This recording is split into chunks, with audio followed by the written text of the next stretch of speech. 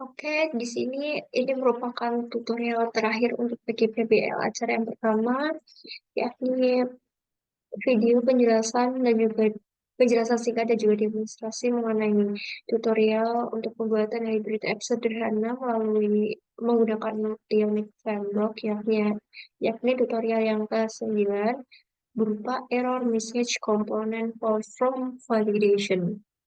Jadi, yang pertama, hal yang perlu dilakukan ialah kita perlu membuat folder atau membuat komponen baru melalui terminal di sini. Kita tinggal menuliskan apa komen berupa ionic g komponen komponen slash error script message kemudian di enter. Maka nanti di bagian Explorer di sini akan di bagian folder komponen di sini ada folder lagi berupa komponen untuk error message. Nah, hal yang perlu dilakukan ialah kita perlu menambahkan sintaks pada error message komponen.html. Nah, di apa sintaks tersebut ya, itu memuat yang label dengan color itu berupa danger. Jadi warnanya kuning kalau nggak salah. Nah, eh kuning atau merah ya? Color danger tuh, oh iya iya merah-merah. Jadi di situ nanti yang labelnya diberi warna merah. Nah, kemudian di situ ada ngif show komponen itu merupakan sebuah direktif Angular untuk kondisi berupa rendering atau dapat dikatakan labelnya itu hanya akan tertampil jika metode berupa show komponen itu dapat mengembalikan nilai berupa true gitu. Jadi kemudian di situ ada message ya dalam kurung kural itu merupakan dada binding dari Angular yang akan menampilkan nilai dari properti berupa message pada label. Jadi ini itu nanti berkaitan di bagian file komponen spec.ts ini. Ya nggak sih, saya lupa, sedikit lupa. Oh bukan, itu nanti akan eh, berkaitan dengan file ini, begitu message. Jadi file-file ini tuh nantinya akan saling berkaitan untuk menampilkan label dan juga error message gitu.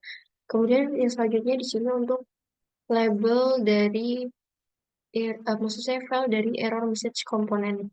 Nah, untuk em, file tersebut itu ada beberapa modul atau modal yang perlu diimport. Yang pertama adalah komponen itu sendiri, kemudian ada input, on init, ada abstract control, kemudian ada form. Nah, komponen itu sebagai dekorator yang berfungsi untuk mendefinisikan komponen dari Angularnya.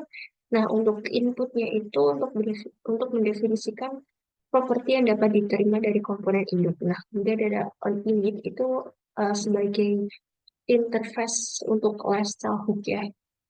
Kemudian ada abstract control itu kelas dasar untuk controlling from di Angular termasuk from control dan juga ada from group dan from array. Kemudian untuk from group itu kelas yang menggambarkan sekelompok kontrol from.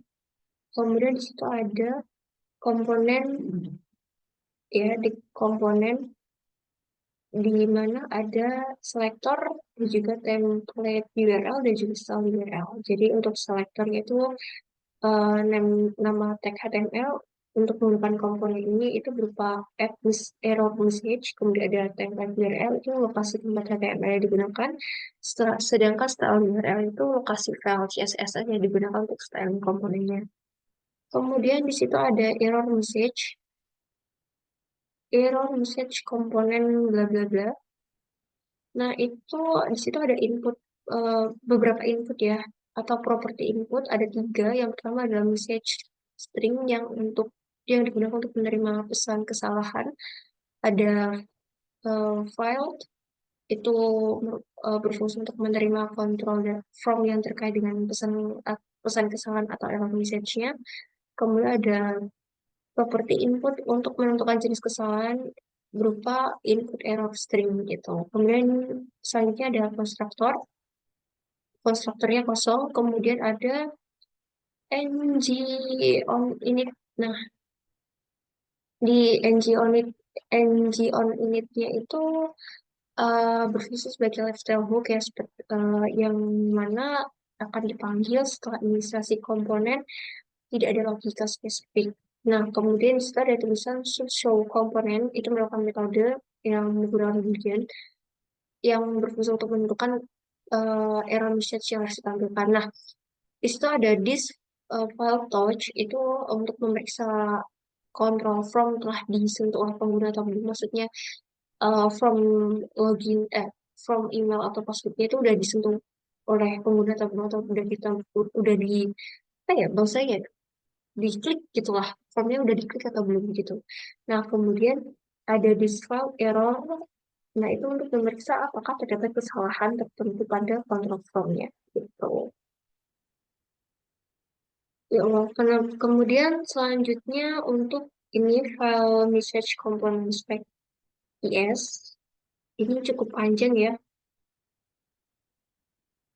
Nah, di sini ada import statement atau import modalnya. Itu ada component feature, testbed, fluid for assign, ionic module, error message component, kemudian ada from control gitu. Kemudian di situ ada deskripsi untuk tesnya, describe error message component ya tentunya.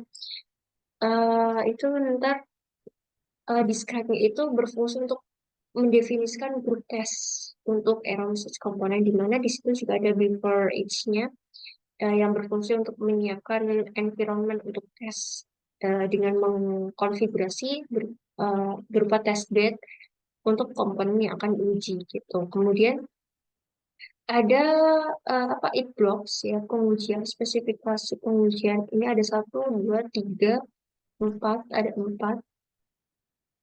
Yang pertama, di mana di setiap penguji itu ada fungsinya sendiri. Yang pertama itu ada should show error message on file touch and error present, itu berfungsi untuk menguji apakah komponen akan menampilkan pesan kesalahan saat file telah disentuh dan ada kesalahan muncul gitu. Kemudian yang kedua itu ada should hide error message on file not touch.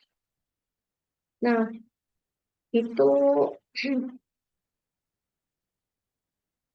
berfungsi untuk menguji komponen menyembunyikan pesan kesalahan jika file itu belum disentuh gitu. Kemudian yang ketiga adalah should hide error message on file touch but no errors, itu untuk menguji apakah komponen itu menyembunyikan error message jika file itu telah disentuh tetapi tidak ada kesalahan. Kemudian yang terakhir, yang keempat, ini itu berfungsi untuk menguji komponen menyimpan pesan kesalahan jika file itu telah disentuh, tapi ada kesalahan, tetapi jenis kesalahannya itu berbeda. Nah, selain itu saya juga akan menjelaskan sedikit kenapa error pada sintak tersebut tidak mempengaruhi tampilan ionik. Jadi saya biarkan.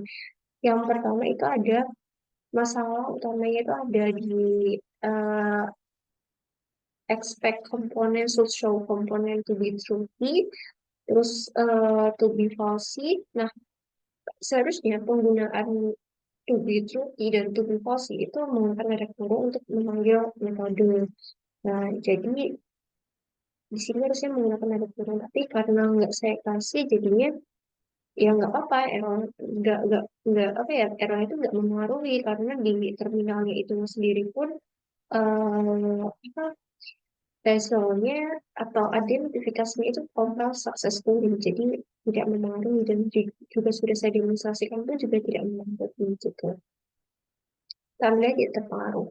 Kemudian selanjutnya di sini itu kita menambahkan ini ya, add error message file from get email error required ini. Nah, di sini itu tuh berarti jika file dari email itu sudah tersentuh oleh pengguna namun em, belum diberi belum dimasukkan inputnya, maka nantinya akan muncul error message berupa email is mandatory. Sedangkan jika sudah tersentuh atau sudah diisi, namun dengan em, apa namanya dengan email yang salah, maka nanti akan ada error message berupa email is invalid. Begitu.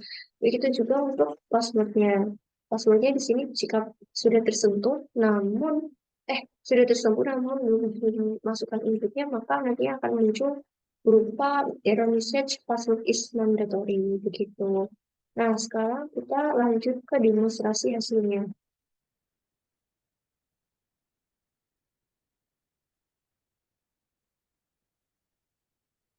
Nah, di sini untuk tampilan login ada email dan password. Nah, misal nih sudah saya sentuh ya. Nah, nah kesentuh nih di sini apa tanda ketip-ketipnya itu berganti warna merah. Kemudian muncul error message-nya itu berupa email is mandatory karena belum diisi, belum diinput, dikasih input. Nah, sedangkan kalau sudah kita kasih input, namun inputnya salah, itu akan muncul berupa email is invalid. Namun jika kita nambah yang benar, nah ini nggak muncul dan nggak ada tanda merahnya gitu. Begitu juga untuk passwordnya. Kalau misalnya kita klik, nah ini passwordnya tuh juga ada error message berupa password is mandatory. Sedangkan kalau kita sudah tambahkan, nggak ada. Begitu. Nah, baik cukup sekian dari saya. Kurang lebihnya saya mohon maaf. Terima kasih.